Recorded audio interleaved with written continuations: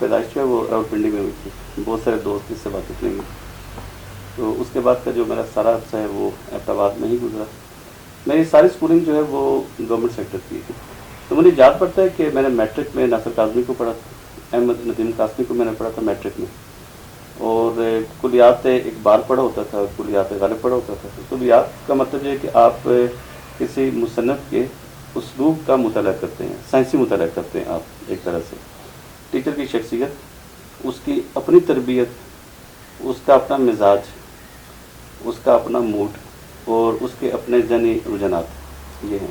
تو اس میں پیرنٹنگ جو ہے اس کے لیے سب سے جو اہم چیز میں سمجھتا ہوں وہ ہے بچوں کے ساتھ آپ کا دوستانہ رویہ۔ لیکن یہ دوستانہ رویہ جو ہے اس کی لمیٹیشنز ہیں، اور یہ آپ کو شعوری طور پر پیدا کرنا پڑتا ہے۔ بچے کی ذمہ داری جو بنتی ہے کہ وہ اپنے والدین اور اپنے اساتذہ کی ان باتوں کو بہت توجہ کے ساتھ سنیں جن کا تعلق ان کے اکیڈمکس کے ساتھ، ان کی تربیت کے ساتھ جا کر بنتا ہے۔ یہی ہے عبادت، یہی دین و ایمان کہ کام آئیں دنیا میں انسان کے انسان۔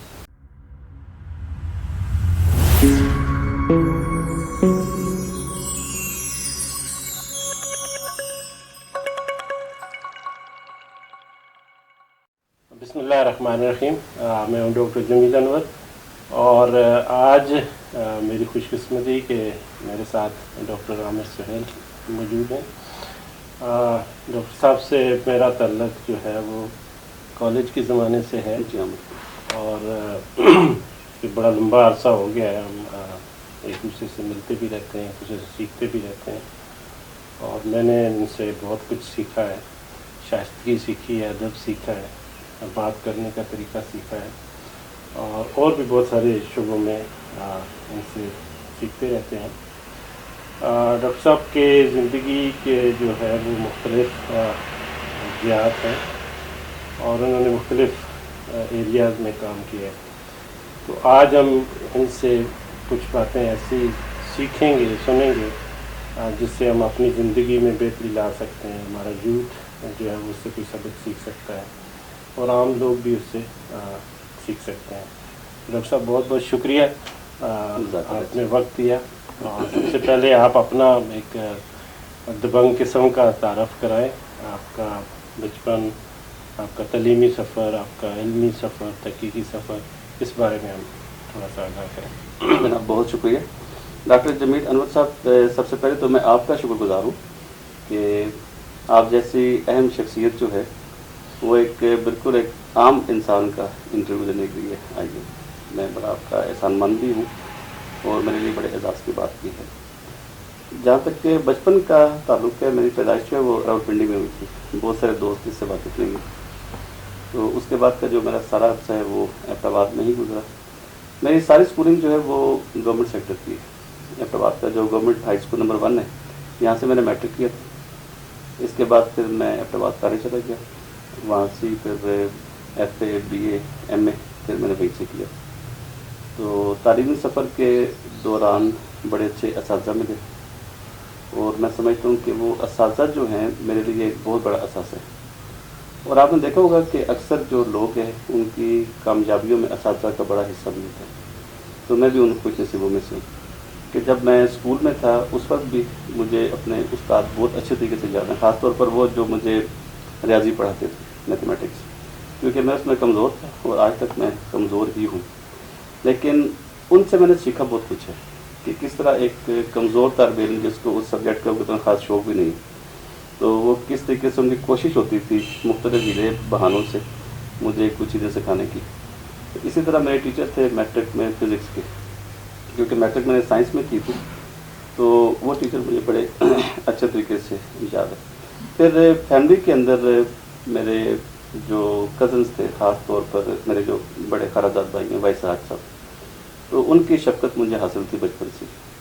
تو میری تعلیم میں، میری تربیت میں جس طرح میرے والدین کا بڑا حصہ ہے، تو اس طرح وائس راج صاحب کا بھی حصہ ہے، کیونکہ میرا بچپن جو ہے تو وہ ان کی زیر سایہ گزرا۔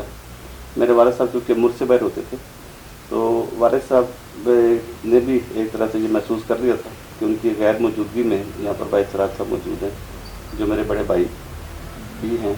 اور لیکن انہوں نے جو والد اور والدہ کو ملا کر جو ایک رشتہ بنتا ہے اور اس کی جو ذمہ داریاں بنتی ہیں وہ ساری ذمہ داریاں وائس راج صاحب نے پوری کی.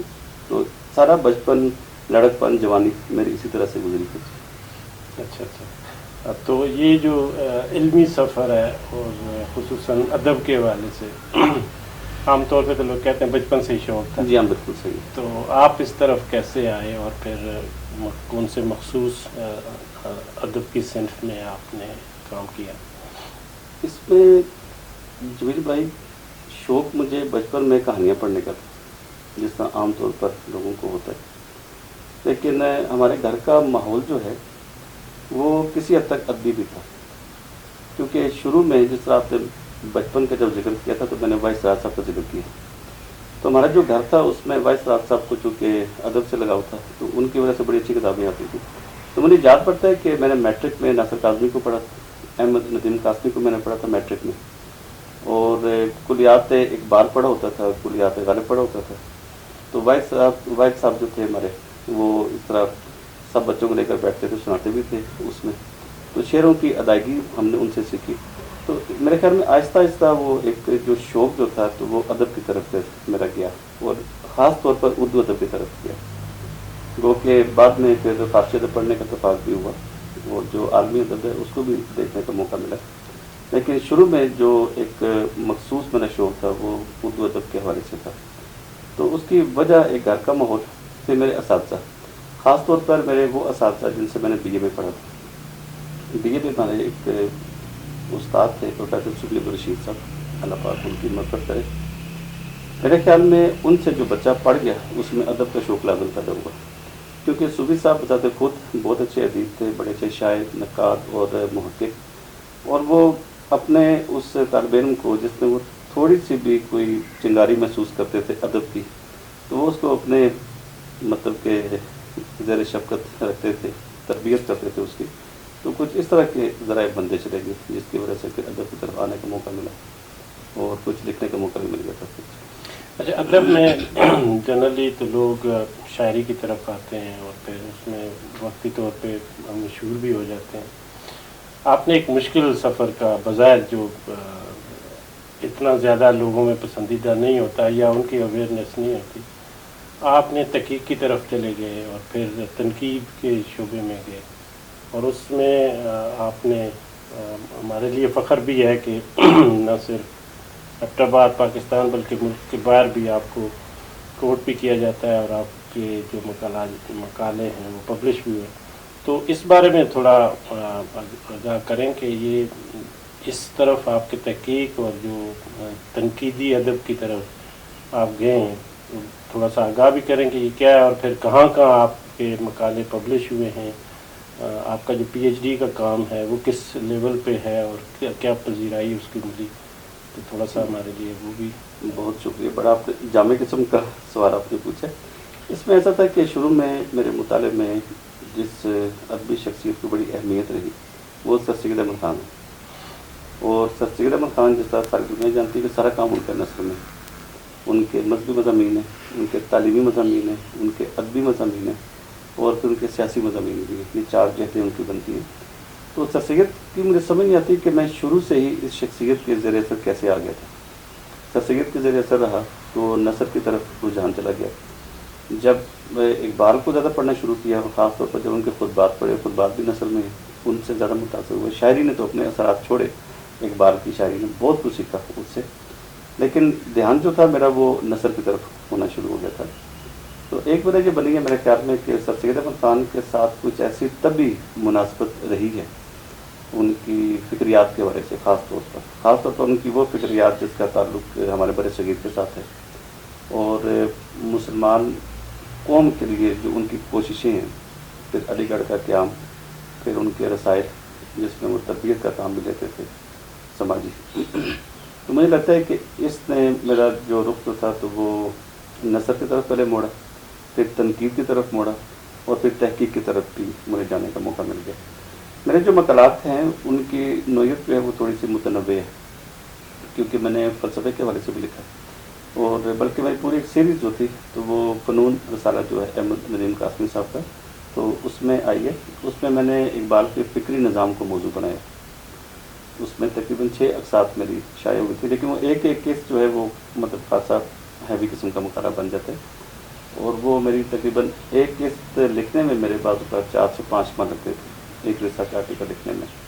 پھر کچھ کام جو ہے میں نے وہ ادبی تھیوری کے بارے سے میں نے کیا، کیونکہ یہ ایک ماڈرن ٹرینڈ تھا کہ آپ ادب کو بجائے مختلف دبستانوں کی روشنی میں سمجھنے کی کوشش کریں، یا جو چھوٹے موٹے ہمارے کلاسیکل تنقیدی نظریات ہیں ان کی روشنی میں سمجھیں۔ آپ کے پاس ایک اور بھی پیرامیٹر ہے ادب کو جانچنے کا، سمجھنے کا، اور وہ ادبی تھیوری تھی، تو ادبی تھیوری کے بارے سے میں نے لکھا۔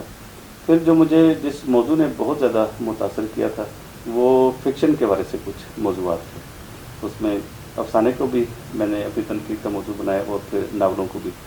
ناولوں کی اسٹڈی مجھے پھر پی ایچ ڈی کی طرف بھی لے کر گئی، کیونکہ میرا جو پی ایچ ڈی کا کام ہے تو وہ قرۃ العین حیدر کے ناولوں کے اوپر ہے، لیکن قرۃ العین حیدر کے ناولوں پر اس سے پہلے جو کام ہوا تھا تو وہ سماجی حوالے سے تھا یا تاریخی حوالے سے تھا، کہ قرۃ العین حیدر نے اپنے ناولوں میں سماج کو کس طریقے سے پورٹریٹ کیا، اس حوالے سے زیادہ تھا۔ پھر جو ان کے تاریخی تناظرات بنتے ہیں ان کے ناولوں کے، اس کے بارے سے تھا۔ تو میں نے جو موضوع کا انتخاب کیا تھا وہ تھا کہ اس کا لسانی سطح پر مطالعہ کیا جائے ان کے ناولوں کا، مطلب کہ ایک لنگوسٹک اسٹڈی بنتی ہے ان کے ناولوں کی۔ لنگوسٹکس کی ایک اگلی ایک شکل ہے جس کو انگلش میں کہتے ہیں اسٹیٹسٹکس، اردو میں اس کو اسلوبیات کہا جاتا ہے۔ اسلوبیات کا مطلب یہ ہے کہ آپ کسی مصنف کے اسلوب کا مطالعہ کرتے ہیں، سائنسی مطالعہ کرتے ہیں آپ ایک طرح سے۔ آپ نے دیکھا ہوگا کہ سائنس کی اصطلاح جو ہے وہ ادب میں بھی اس لیے استعمال ہوتی ہے کہ وہاں پر جو ہم تنقیدی تجزیات کرتے ہیں وہ باقاعدہ اس کی مطلب کہ اعداد و شمار کے ذریعے اس کو ثابت کیا جا سکتا ہے۔ اگر آپ تجزیہ کریں گے آپ کے پاس بھی وہی رزلٹ آئے گا، کیونکہ وہ لسانی مطالعہ ہے اس کا۔ تو ادبی جو مطالعات ہوتے ہیں اس میں تو ہر بندے کی رائے مختلف ہوتی ہے، لیکن جب آپ لسانی سطح پر کسی کو جانچنے پر رکھتے ہیں تو اس میں بہت سارے لوگوں کے نتائج کم و بیش ایک جیسی ہوتے ہیں۔ تو میں نے لسانی مطالعہ کیا ان کا پی ایچ ڈی کے سطح پر، تو وہ اللہ تعالیٰ کے فضل و کرم سے میرا جو مقالہ تھا وہ پاک و ہند میں اس کی بڑی پذیرائی ہوئی، کیونکہ قرۃ العین حیدر کے حوالے سے یہ ایک نیا کام بھی تھا اردو ادب میں۔ ٹھیک ہے۔ اچھا، آپ نے جو مختلف ایریاز میں کام ہیں، جو مضامین کچھ میں نے بھی پڑھے اقبال پہ یا ایون ابن عربی پہ آپ نے بڑا اچھا کام کیا ہے، اور پاکستان میں باہر بھی جو آج کل آن لائن چیزیں ہو رہی ہیں، بہت سارے اداروں کے ساتھ آپ منسلک ہیں، اور اب تو بہت ساری ادبی جو تقاریب ہیں وہ آپ کے بغیر ایبٹ آباد میں تو ہم نہیں دیکھتے، اور باہر بھی ہوتا رہتا ہے۔ تو کون کون سے ادارے ہیں جن کے ساتھ ابھی آپ منسلک ہیں، اور کس سطح پہ ان کے ساتھ آپ کام کر رہے ہیں؟ جی ہاں، بالکل، یہ اس کو میں اپنی خوش نصیبی سمجھتا ہوں کہ کچھ ادارے ایسے ہیں کہ جن سے میرا رابطہ بھی ہے اور جن سے میں نے بہت کچھ سیکھا بھی ہے، اور کچھ مجھے اس میں کنٹریبیوٹ کرنے کا موقع بھی ملا۔ اس میں سر فہرست جو ہے وہ بزم علم و فن پاکستان ہے، کہ یہ ایک بہت بڑی ادبی تنظیم ہے، اور جناب شکر واسی صاحب اس کے بانی ہیں۔ تو یہ پشاور میں اور پھر اسلام آباد میں، پھر پاکستان کے مختلف شہروں سے ہوتی ہوئی یہ یو کے میں بھی اس کی برانچ ایک موجود ہے۔ تو جب وہ دنیا سے رخصت ہو گئے تھے تو اس سے بلکہ ان کی موجودگی میں جب یہ برانچ ایبٹ آباد میں قائم ہوئی اس کے اشاعت، تو اس کے صدر جو تھے تو وہ بھائی سراج صاحب تھے، تو مجھے پھر جنرل سیکرٹری کی حیثیت سے اس میں کام کرنے کا موقع ملا۔ تو تقریباً کوئی میرے خیال میں 90 سے کوئی 1993 سے لے کر آج تک میں بطور جنرل سیکرٹری کے ساتھ منسلک ہوں۔ اس کے علاوہ پاکستان اکیڈمی آف لیٹرز ہے، اس کے ساتھ وابستگی میری بڑی پرانی ہے، ان کی مختلف کمیٹیاں اس کا میں ممبر بھی ہوں۔ بعض ان کی کمیٹیاں بنتی ہیں 3 سال کے عرصے کے لیے، تو اس کے بارے سے بھی کام کرنے کا موقع ملتا ہے۔ پھر ادارہ فروغ قومی زبان ہے جس کا پرانا نام مقتدرہ قومی زبان ہے، تو اس کے ساتھ بھی خاصی گہری وابستگی ہے، کام کرنے کا موقع ملتا ہے۔ ان کے کچھ پروجیکٹس ہیں جو مکمل کر کے میں دیتا ہوں۔ اسی طرح نیشنل بک فاؤنڈیشن بھی ہے، جو کہ یہ سارے سرکاری ادارے ہیں، تو ان کے ساتھ وابستگی ہے۔ اس کے علاوہ جو مختلف یونیورسٹیز کے جو فورم بنے ہوتے ہیں جس کے تحت مختلف کانفرنسز ہوتی ہیں، ورکشاپس ہوتی ہیں، تو ان میں جانے کا موقع ملتا ہے۔ کبھی بہاؤالدین زکریا یونیورسٹی، کبھی اپنا شاہد الطیف بٹائی یونیورسٹی سندھ، کبھی جامعہ پنجاب پشاور، ہزارہ یونیورسٹی۔ تو چونکہ میرا مادر علمی بھی ہے، میں نے ایم فل اور پی ایچ ڈی وہیں سے کیا تھا اپنا، تو ان اداروں کے ساتھ بھی اس طرح ادبی وابستگی بھی ہے؟ آج کل ہم دیکھتے ہیں نوجوانوں میں خصوصاً ادب سے یا یہ جو سماجی علوم ہیں ان سے وہ بہت دور ہوتے جا رہے ہیں، اور اس کی دوری کی وجہ سے وہ ایک زندگی کو بھی ایک مشینی زندگی بالکل یا صحیح۔ سائنٹیفک انداز میں دیکھنا شروع کر دیا ہے۔ تو اس کا آپ کیا نقصان سمجھتے ہیں، اور کیا سجیسٹ کرتے ہیں کہ جو ہمارے کالجز کے اور یونیورسٹی کے لوگ ہیں ان کو کس طرف آنا چاہیے ان علوم کی طرف، تاکہ وہ جو زندگی کے طور طریقے ہیں، تہذیب ہے، زندگی گزارنے کے ڈھنگ ہیں، صحیح تو اس سے جو دوری ہوتی جا رہی ہے، تو اس حوالے سے آپ کیا کہیں گے؟ صحیح۔ آپ یہ دیکھیں کہ سائنس اور جو سماجی علوم ہے، ان دونوں کی جو اہمیت ہے وہ تقریباً میں تو یکساں سمجھتا ہوں کہ جتنی ہمیں سائنسی علوم کی ضرورت ہے اتنی ہمیں سماجی علوم کی ضرورت بھی ہے۔ لیکن جو مسائل پیدا ہوتے ہیں اس وقت پیدا ہوتے ہیں کہ جب ہم دیکھتے ہیں کہ ان میں تناسب کا بڑا فرق ہے جامعات کے اندر، کالجز کے اندر، اور حتیٰ کہ اسکول کی سطح کے اوپر بھی، کہ جو سائنسی علوم ہیں ان کا ویٹیج زیادہ ہے، ان کے جو مضامین ہیں وہ زیادہ رکھے ہوئے ہیں، اور پھر بچہ لامحالہ اس کی طرف جاتا ہے اور وہ سماجی علوم سے پھر دور بھی ہو جاتا ہے۔ اس کا ایک جو بڑا نقصان ہوتا ہے سماجی علوم نہ پڑھنے سے، کہ آپ دیکھیں کہ تہذیب جو بنتی ہے اس کا تعلق سماجی علوم کے ساتھ ہی ہے۔ جب میں تہذیب کا لفظ استعمال کرتا ہوں تو اس سے میری مراد انسانی تہذیب ہے۔ آپ دیکھیں کہ انسانی تہذیب کے لیے فنون لطیفہ جو ہیں وہ کتنی اہمیت کے حامل ہیں۔ ہمارے جو ثقافتی مظاہر ہیں اس کی اہمیت کتنی زیادہ ہے، کیونکہ ان کے پیچھے بھی کسی نہ کسی طریقے سے جو سائنسی علوم ہیں وہ بنیاد کی حیثیت رکھتے ہیں، کہ جب ہم کوئی بہت اچھی کنسٹرکشن دیکھتے ہیں تو ظاہر بات ہے اس کے پیچھے پوری ٹیکنالوجی بھی ہے، اس کی اہمیت ہے اپنی جگہ کے اوپر۔ لیکن اسی بلڈنگ کے اندر اگر موسیقی نہیں ہے، اس کے اندر ڈرامہ نہیں ہے، اس کے اندر وہ چیزیں نہیں ہیں کہ جس میں ہم سماج کی کوئی عکاسی کسی آرٹ کی صورت میں دیکھ سکیں، تو پھر ظاہر بات ہے کہ بندہ یکرخا ہو کر رہ جاتا ہے۔ اس میں جو قصوروار ہیں وہ ہمارے پالیسی میکرز ہیں، موورز اینڈ شیکرز ہیں، جو تعلیمی اداروں کی پالیسیاں بناتے ہیں، کہ اس میں ان علوم کو جو سائنسی علوم ہے اتنا اوپر لے کر جاتے ہیں کہ بچہ جو ہے وہ سوچنے پر مجبور ہو جاتا ہے کہ شاید جو باقی غیر سائنسی علوم ہیں ان کی شاید کوئی حیثیت ہی نہیں ہے۔ اس لیے ادب کی طرف لوگوں کا رجحان بڑا کم ہے، میوزک کی طرف سننے کی حد تک تو ہے، لیکن اگر آپ کی میوزک کا کوئی شعبہ قائم کرتے ہیں تو اس میں داخلہ لینے والے نہیں آتے۔ اس کے مقابلے میں آپ دیکھیں کہ ہم ایسے تمام ہمارے، خاص طور پر میں ویسٹ کی میں بات کرتا ہوں، اچھی چیز جہاں پر بھی ہے اس کو قبولنے میں یا اس کو اختیار کرنے میں تو کوئی امر مانے نہیں ہونا چاہیے۔ آپ دیکھیں کہ جو مغربی ممالک ہیں وہاں پر جو بچہ سائنس پڑھ رہے ہیں تو اس کے آپشنل مضامین میں میوزک بھی شامل ہے، مصوری شامل ہے، اس میں کئی علوم ایسے ہیں جن کا تعلق پرفارمنگ آرٹس کے ساتھ ہے، لیکن بچے نے آگے جا کر بننا انجینئر ہے، لیکن وہ ان سماجی علوم سے بھی اپنے آپ کو گزارے گا۔ مطلب کہ ہمیں تناسب کو، یا یہ کہنا چاہیے کہ توازن کو، جو کیا کہنا چاہیے، تعلیمی مضامین میں جو توازن ہونا چاہیے اس کو انہوں نے بڑی حد تک انہوں نے قائم بھی رکھا ہے۔ تو وہاں پر آپ دیکھیں کہ بہت سارے ویسے مسائل نہیں ہیں جو ان آپ کو سماج میں نظر آئیں گے کہ جہاں پر صرف سائنسی علوم پڑھائی جاتی ہیں۔ اب بھی اگر ہمارے معاشرے میں اگر ہم ایسی چیز دیکھتے ہیں کہ ہم کہتے ہیں کہ لوگ بدذوق ہو گئے ہیں، تو اس کی بہت بڑی وجہ جو ہے بدذوقی میں وہ اس تعلیم کی بھی ہے جو وہ حاصل کرتے ہیں میرے خیال میں۔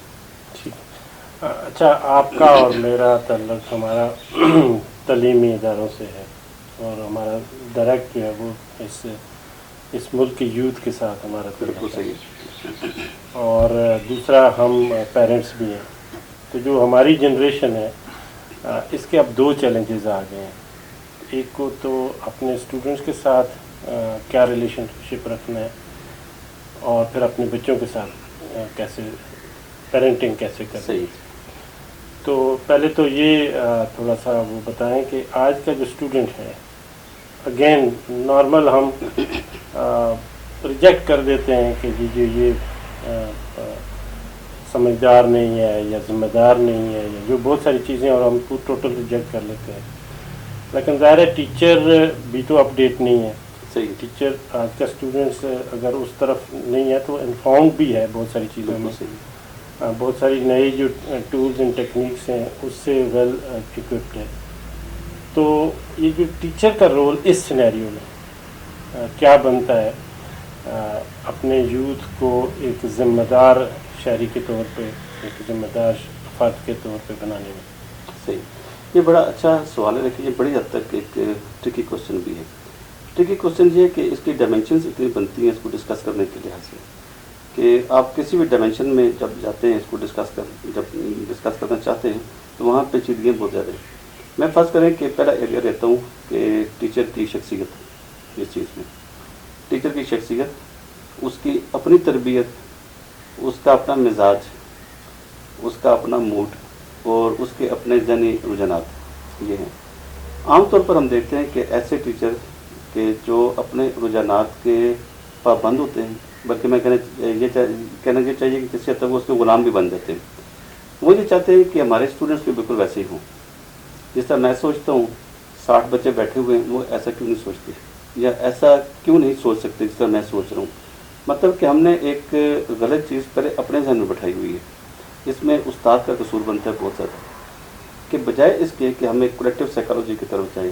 بچے جو ہمارے عہد سے بڑے مختلف دور میں ہمارے سامنے موجود ہیں اور ہم خود محسوس کرتے ہیں کہ ہم اس دور کے لیے اتنے زیادہ کمفرٹیبل نہیں ہیں ان بچوں کے ساتھ بھی.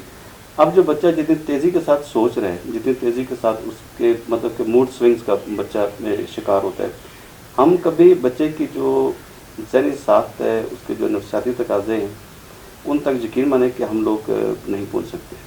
یعنی کہ دوسرے لفظوں میں یہ کہنا چاہتا ہوں کہ ہم لوگ بچوں کو سمجھنے میں بڑی غلط فہمیوں کا شکار ہو جاتے ہیں. ایک تو یہ.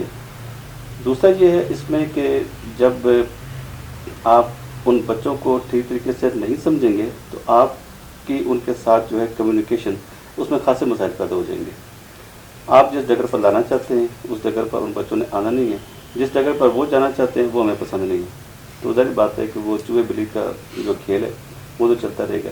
اس میں جو بنیادی ذمہ داری بنتی ہے ایک ٹیچر کی، میں سمجھتا ہوں کہ وہ یہ ہے کہ اس کو بار بار اپنے موڈ کی قربانی دینی ہے، اس نے اپنے مزاج کی اس نے قربانی دینی ہے. کیونکہ ٹیچنگ میں سمجھتا ہوں کہ یہ صرف قربانی والا کام ہے اور کچھ بھی نہیں. کیونکہ جو بچے ہمارے سامنے بیٹھے ہوتے ہیں اس میں ہر بچہ ہم سے مختلف ہے. ہم یہ فرض نہ کر لیں کہ سارے بچے 7 اپ کی بوتلوں کی طرح ایک جیسی ہوں گے. ایسا نہیں ہونا چاہیے نا.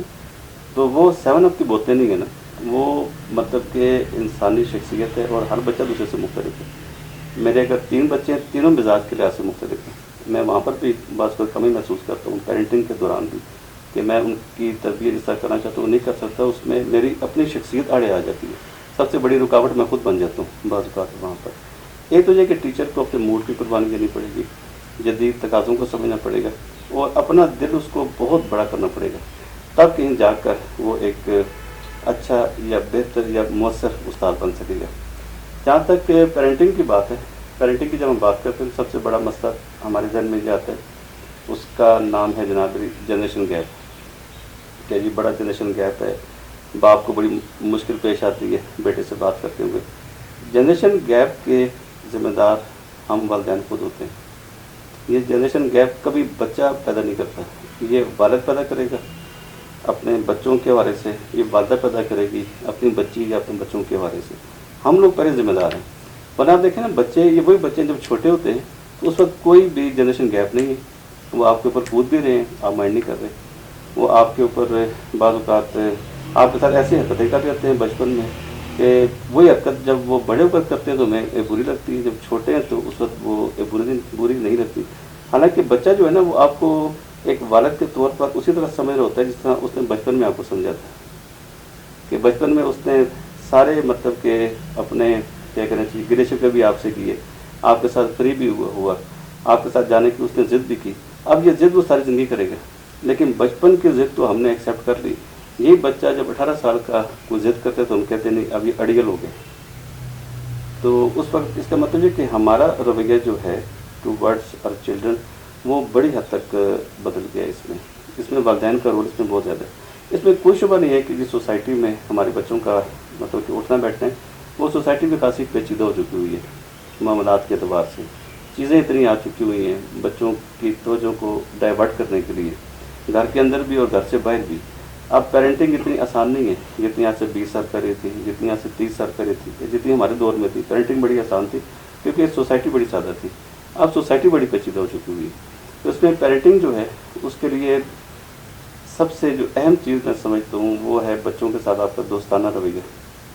لیکن یہ دوستانہ رویہ جو ہے اس کی لمیٹیشن ہے اور یہ آپ کو شعوری طور پر پیدا کرنا پڑتا ہے اس میں, کیونکہ ہم عام طور پر جب بچوں کو لیتے ہیں بچے ہو گئے ہیں اور ہر چیز کو ہم لیتے ہیں وہ مطلب کہ بس ٹھیک ہے روٹین میں ایسے ہی وہ مطلب کہ وہ کیا کہتے ہیں فار گرانٹیڈ لیتے ہیں ہم ہر چیز کو اور بچے بھی لیتے ہیں. ایک تو اس چیز کو بیچنے سے نکال کر ہمیں شعوری سطح پر آ کر بچوں کے ساتھ اپنے معاملات کرنے چاہیے, ان کو اپنے قریب لانا چاہیے. کیونکہ جب بچہ ہمارے قریب نہیں آئے گا تو جو باتیں اس نے ہمارے ساتھ کرنی ہیں پھر وہ باہر کے دوستوں کے ساتھ کرے گا. دوست اس کو مس گائڈ بھی کر سکتے ہیں, لیکن وہی باتیں اگر وہ آپ کے ساتھ کرے گا تو کم از کم والدین تو اس کو مس گائڈ نہیں کریں گے. تو بچوں کو قریب لانے کے لیے دوستانہ رویہ, ان کو ٹائم دینا چاہیے, ان کے مزاج کو سمجھنا چاہیے, اور بعض اوقات ہمیں ان کی ایسی باتیں ماننی پڑتی ہیں کہ جو ہمارے مزاج کے بالکل برعکس ہوتی ہیں. تو وہاں پر بھی کئی جگہ پر والدین اپنی قربانی دیتے ہیں ان چیزوں کی. تو بچوں کو قریب لانے کے لیے بھی مطلب کہ قربانی کے بغیر بیچارہ نہیں. یہ بات میں اپنے سننے والوں کو اس پہ تھوڑا سا اس لیے بریف کر دوں کہ یہ جنرل باتیں نہیں ہیں. عامر سہیل صاحب اپنے بچوں کے ساتھ یہ رویہ انہوں نے اپنایا ہوا ہے اور ہم سب آپ سے متاثر بھی ہیں اور ہماری خواہش بھی ہوتی ہے کہ کاش ہم بھی اس طرح کے والد کا رول ادا کر سکیں. اچھا, اس اب یہ تو چیلنج ہو گئے ٹیچر کے اور پیرنٹ کے. اب دوسری طرف جو ہے جن کے ساتھ ہمارا واسطہ ہے کہ ہمارے شاگرد اور ہمارے بچے, تو ان کے لیے آپ کیا پیغام دینا چاہیں گے کہ اس چیلنجنگ دور میں جہاں ہم پیرنٹ اور ٹیچر یہ چیلنج فیس کر رہے ہیں, تیار نہیں ہیں یا جو بھی ہے, تو ان کی سائڈ پہ ان کو کیا کرنا چاہیے تاکہ یہ گیپ بھی کم ہو اور ایک ان کا جو ذاتی طور پہ بھی ایک ضرورت ہے ان کو اپنا مقام سمجھنے کی, تو ان کو کیا پیغام دیں گے؟ یہ بڑا اچھا سوال ہے جمین بھائی. اس میں دیکھیں بچوں کی جو پہلی ذمہ داری جو بنتی ہے کہ وہ اپنے والدین کو اور اپنے اساتذہ کو وہ اپنا ایک ویل وشر سمجھیں. کیونکہ اور ویل وشر بننا جو ہے وہ ایک مطلب کہ عملی کام ہے. ایسا نہیں کہ صرف بچے کو ہم کہیں کہ وہ یہ محسوس کرنا شروع کر دے آج سے کہ میں اس کا ویل وشر ہوں. مجھے کچھ عملی اقدامات بھی کرنے پڑیں گے. بچے کی ذمہ داری جو بنتی ہے کہ وہ اپنے والدین اور اپنے اساتذہ کی ان باتوں کو بہت توجہ کے ساتھ سنیں جن کا تعلق ان کے اکیڈمکس کے ساتھ, ان کی تربیت کے ساتھ جا کر بنتا ہے بہت زیادہ. کیونکہ میں نے دیکھا ہے کہ کلاس میں چاہے سبجیکٹ کوئی بھی پڑھایا جا رہا ہو, ہر ٹیچر کی یہ خواہش ہوتی ہے, ٹھیک ہے کچھ ایکسیپشنز آر آلویز دیئر, لیکن ہر ٹیچر کی یہ خواہش ہوتی ہے کہ اس کے بچے جو ہیں تو وہ تربیت کے لحاظ سے بھی مکمل ہوں یا ممکنہ حد تک ان کی جو تربیت ہونی چاہیے تو وہ ہو. اس لیے بعض اوقات وہ ٹپس غیر محسوس طریقے سے کلاس میں دے رہا ہوتا ہے, لیکن اچھے بچے وہ ان چیزوں کو محسوس کر لیتے ہیں کہ جو ٹیچر ان تک پہنچانا چاہتا ہے. کچھ ذمہ دار بچے بھی ہیں اور میں سمجھتا ہوں کہ آج کی نسل جو ہے وہ مجموعی طور پر ہے ذمہ دار. کچھ شکایتیں ان کو ہم سے ہیں, کچھ شکایتیں ہمیں ان سے ہیں, اور یہ میرے خیال میں شکایتوں کا سلسلہ جاری رہنا چاہیے. اس کی وجہ یہ شکایتیں وہاں پر ہوں گی کہ جہاں پر محبت ہوگی. آپ دیکھیں محبت کرنے والے جو ہوتے ہیں ان کی توقعات بہت زیادہ ہوتی ہیں اور شکایتیں بھی بہت زیادہ ہوتی ہیں. مجھے اگر اپنے بچوں سے شکایتیں ہیں تو اس لیے کہ میں ان سے محبت کرتا ہوں. مجھے اپنے اسٹوڈنٹ سے اگر شکایتیں ہیں تو اس لیے کہ میں ان سے بڑی محبت کرتا ہوں. اگر اسٹوڈنٹس کو مجھ سے کوئی شکایت ہے تو اس کا مطلب وہ بچہ مجھ سے محبت کرتا ہے. اگر وہ مجھ سے محبت نہ کرتا ہوتا تو وہ شکایت بھی نہ کرتا, اسے میری پرواہ نہ ہوتی نا کہ میں کیسا پڑھاتا ہوں کیسا نہیں ہوں, میرا بیہیویئر کیسا ہے. لیکن اگر وہ بچہ شکایت بھی کر رہا ہے, کچھ کر رہا ہے, تو میں اس کو اس کی محبت پر معمول کرتا ہوں اس چیز کو. ہمارے بچے جو ہیں وہ بنیادی طور پر بڑے ذمہ دار ہیں, محبت کرنے والے بچے ہیں, اساتذہ کا احترام کرنے والے ہیں, اور ان بچوں سے ہمیں بہت زیادہ امیدیں ہیں. آپ دیکھیں کہ ہمارا جو رول ہے وہ تو ہم ادا کر رہے ہیں, کر بھی چکے ہوئے ہیں, لیکن جو آنے والا دور جو ہے وہ ان بچوں کا ہی ہے. ان کا ان کے ساتھ ہمارا رویہ جتنا اپنا شفقت بھرا ہوگا، ان بچوں کا رویہ ہمارے ساتھ جتنا محبت والا ہوگا، تو یہ جو ہماری قوم کی ایک کشتی ہے تو پھر یہ پار لگ جائے گی۔ اس میں صرف محبت کرنے والے سوار ہوں گے اس میں۔ اور مجھے آج کل کی جو نوجوان نسل ہے اس پر بھروسہ بہت زیادہ ہے، بہت زیادہ۔ میں ان کی جو شرارتیں ہیں اس کا دل سے میں احترام کرتا ہوں۔ شرارتیں وہ نہیں کریں گے تو آپ اور میں کریں گے، ٹھیک ہے؟ شرارتیں انہیں کے ساتھ زیب دیتی ہیں اور مجھے اچھی لگتی ہیں شرارتیں۔ بچوں کا انٹیلیجنٹ ہونا، ان کا سوال کرنا، کلاس میں اٹھ کر بعض اوقات وہ ٹیچر کے ساتھ بڑے اعتماد کے ساتھ بات کرتے ہیں، بعض ٹیچر برا بھی مان سکتے ہیں اس چیز کو، لیکن اس بچے کا اعتماد بھی تو آپ دیکھیں، اسے پتہ ہے کہ جس ٹیچر سے میں بات پوچھ رہا ہوں یہ میرے سوال کا جواب بھی دے گا، مطلب اس کی ہم سے کتنی زیادہ امیدیں ہیں، اسی لیے وہ ہم سے سوال بھی پوچھتے ہیں۔ بعض اوقات کلاس میں ہم ان بچوں کو اتنا اچھا نہیں سمجھتے جو بار بار اٹھتے ہیں سوال کرتے ہیں، تو مجھے تو سوال کرنے والے بچے بڑے پسند ہیں۔ تو جو نوجوان نسل ہے اس کو صرف اپنا دل صاف رکھنا چاہیے اساتذہ کے بارے سے، اپنے پیرنٹس کے بارے سے، کیونکہ ہم جو کچھ بھی کریں گے وہ ہوگا ان کی بہتری کے لیے۔ اگر میں اپنے بچے کے بارے میں برا نہیں سوچ سکتا تو جو میرے اسٹوڈنٹس ہیں، جو کہ میرے روحانی بچے ہیں، کیونکہ میں ان کا روحانی باپ بھی ہوں، تو میں ان کے بارے میں کس طرح برا سوچ سکتا ہوں۔ کیا بات ہے! عامر بھائی، دل تو بہت چاہتا ہے کہ یہ جو باتیں ہم کرتے رہیں اور وقت گزرتا رہے، آپ سے سیکھتے رہیں۔ آخر میں لیکن ہم نے ایک دائرہ کنکلوڈ تو کرنا ہی ہے، صحیح۔ آخر میں کوئی آپ اپنی طرف سے، یہ پوری جو گفتگو ہوئی ہے اور اس کنٹیکسٹ میں آپ اپنی طرف سے کوئی خاص بات جو رہ گئی ہو اس گفتگو میں اور آپ چاہتے ہیں کہ وہ ہونی چاہیے، وہ کرنا چاہیے؟ میں صرف نوجوانوں کے بارے سے، کیونکہ نوجوانوں کے ساتھ دیکھیں آپ کا کنسرن بھی ہے کہ آپ کا واسطہ نوجوانوں کے ساتھ ہے، میرا واسطہ بھی نوجوانوں کے ساتھ ہے، اور میں اس کو اپنی بڑی خوش نصیبی سمجھتا ہوں کہ ہمارا اٹھنا بیٹھنا سوچنا اور جو ہماری زندگی کا جو کوالٹی ٹائم جو ہے تو وہ بچوں کے ساتھ گزرتا ہے، نوجوانوں کے ساتھ ہمارا گزرتا ہے۔ نوجوانوں کو میں 3-4 باتیں کہنا چاہوں گا۔ جو پہلی بات ہے وہ یہ ہے کہ وقت کا بہت احترام کریں۔ وقت کو ایک صوفی نے کہا ہے کہ یہ 2 دھاری تلوار ہے، یعنی کہ اگر کوئی وقت ضائع کرے گا تو اس کا مطلب یہ کہ 2 دھاری تلوار جو ہے وہ اس کو کاٹے گی۔ ایک تو وقت کا ہمیں سب لوگ کہتے ہیں کہ پابندی کریں، میں کہتا ہوں وقت کا احترام کریں۔ اس کی وجہ یہ ہے کہ یہ وقت ہر کسی کو ملتا نہیں ہے، اور جس کو ملا ہوا ہے اس نے پابندی کرے یا نہ کرے اس کا احترام ضرور کرے، کیونکہ لازمی نہیں کہ یہ وقت ہمیشہ اس کے پاس رہے گا۔ دوسرا یہ ہے کہ بچوں کو جن کے ساتھ ہمارا واسطہ ہے، اور خاص طور پر جو مختلف یونیورسٹیز کے اندر پڑھ رہے ہیں، تعلیمی اداروں کے ساتھ وابستہ ہیں، وہاں پر پڑھ رہے ہیں، اپنی زندگی کا کوئی نہ کوئی مقصد ضرور طے کریں کہ یہ کام ہم نے سماج میں لازماً کرنا ہے۔ کوئی نہ کوئی مقصد تو رکھیں نا زندگی میں، کیونکہ ہم عام طور پر دیکھتے ہیں کہ بچوں کا مقصد صرف نوکری تک ہی ہے محدود، لیکن کوئی مقصد بڑا بھی رکھیں، سوسائٹی میں کنٹریبیوٹ بھی کریں۔ اور ایک تیسری اور آخری بات میرے خیال میں یہ ہے کہ سماج میں وہ اپنے آپ کو جتنا دوسروں کے لیے مفید بنا سکتے ہیں، میں سمجھتا ہوں کہ اس سے بڑھ کر اور کوئی کام نہیں۔ وہ حالی کا شاید شعر ہے کہ یہی ہے عبادت، یہی دین و ایمان، کہ کام آئیں دنیا میں انسان کے انسان۔ میرا پیغام بھی یہی ہے۔ ٹھیک ہے، جزاک اللہ، بہت بہت شکریہ آپ کا وقت کا، آپ کی باتوں کا۔ بہت شکریہ آپ کا۔